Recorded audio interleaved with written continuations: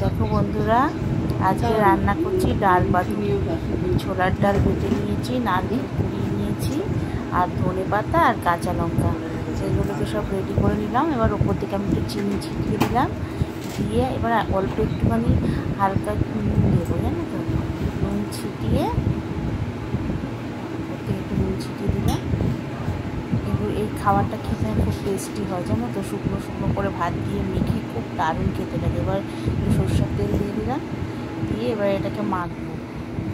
মেখে নিয়েছি, দেখো সুন্দর করে হাত দিয়ে হালকা হাতে মেখে নিয়েছি। ওপর থেকে কাঁচা লঙ্কা কটা দিয়ে দিলাম। এই শুকনো শুকনো করে ডাল পাতুরিটা খেতে না খুব টেস্টি হয়, খুব ভালো টেস্টি লাগে।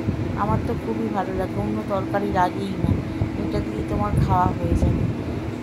গ্যাসে প্রেশার কুকার বসিয়ে দিয়েছি। প্রেশার কুকার গরম হলে একটু গরম হতে দিতে হবে, দিয়ে এর মধ্যে আমি একটু সরষের তেল দিয়ে দিলাম। সরষের তেলটা গরম হোক, একটু নেড়ে চেড়ে দিই। নেড়ে চেড়ে ভালো করে নাড়িয়ে পুরো গায়ে এগুলো একটু মাখিয়ে দিলাম আর কি তেলটাকে। এইবার যেই ডাল যেটা করে রেখেছি ওটা প্রেশার কুকারের মধ্যে দিয়ে দিলাম। একটু ম্যানেজ করে নেবে, বুঝলে, এক হাতে ক্যামেরা এক হাতে রান্না তো, মাঝে মাঝে একটু বেটে কেটে যায় আর কি। এবার দিয়ে দিলাম, দিয়ে ঢাকনাটা আটকে দেবো, কিন্তু সিটি দেবো না, রবার ছাড়া এমনি আটকে রাখবো। এবার কিছুক্ষণ বাদে বাদে খুলে দেখবো, লাস্টে দেখো এরকম একটু পোড়া পোড়া মতন হবে, আর তলায় কি সুন্দর তেলটা হয়ে থাকবে, সুন্দর একটা বেশ থিকনেস টাইপের হয়ে থাকবে। দেখেছো কি সুন্দর দেখতে হয়েছে না, পোড়া পোড়া, খুব ভালো লাগে বইটা দিয়ে খেতে।